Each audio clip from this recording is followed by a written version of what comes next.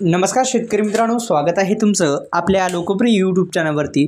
योजनाकार लोकप्रिय यूट्यूब चॅनलला सबस्क्राइब केलं नसेल तर सुरुवातीला सबस्क्राइब करा, बेल आयकॉनला ऑल प्रेस करायला विसरू नका। एकंदरीत आपण जर पाहिलं तर शेतकरी बांधवांनो, आता जो 20वा हप्ता आहे, या 20व्या हप्त्याची तुम्हाला जर यादी डाउनलोड करायची असेल तर कशा पद्धतीने यादीमध्ये तुमचं नाव आहे का नाही हे कशा पद्धतीने चेक करायचं या संदर्भात संपूर्ण माहिती आपण या व्हिडिओच्या माध्यमातून जाणून घेऊ। व्हिडिओ शेअर करू नका।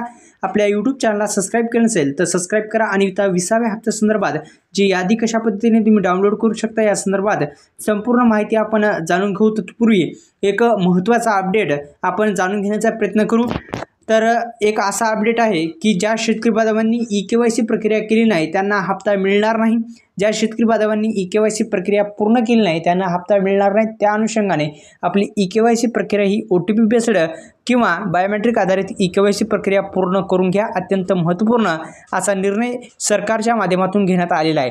तर ई-केवायसी अपडेट केली नसेल तर पेमेंट थांबले जाऊ शकते। त्या अनुषंगाने हे काम तुम्ही ई-केवायसी प्रक्रियेचं पूर्ण करणं फार महत्त्वाचं ठरणार आहे। ई-केवायसी प्रक्रिया पूर्ण केली नसेल तर पूर्ण करून घ्या। आता आपण थेट पाहूत की यादीमध्ये नाव कशा पद्धतीने तुम्ही चेक करू शकता त्या संदर्भात।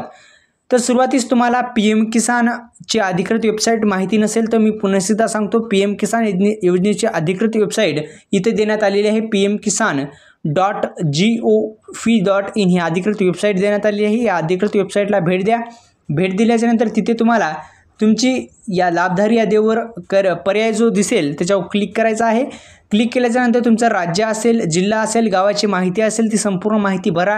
गेट रिपोर्टवर क्लिक करा आणि तुमची माहिती तुमच्या पुढं येऊन जाईल। यादी तुमची उघडेल, त्यामध्ये नाव शोधू शकता आणि तुम्हाला हप्ता हा मिळू शकतो। आता ज्यांचं नाव नाही त्यांच्यासाठी काय, तर मित्रांनो त्यांचं पण नाव हे त्या यादीमध्ये असतं। ज्या शेतकरी बांधवांना जे आतापर्यंत सर्व हप्ते मिळाले, म्हणजे एकंदरीत आपण जर पाहिलं तर 19पर्यंत हप्ते देण्यात आलेले आहेत। 26 हप्ते तुम्हाला जर मिळाले असतील तर हे पण हप्ता तुम्हाला येऊन जाईल, काळजी करण्याची गरज नाही। धन्यवाद।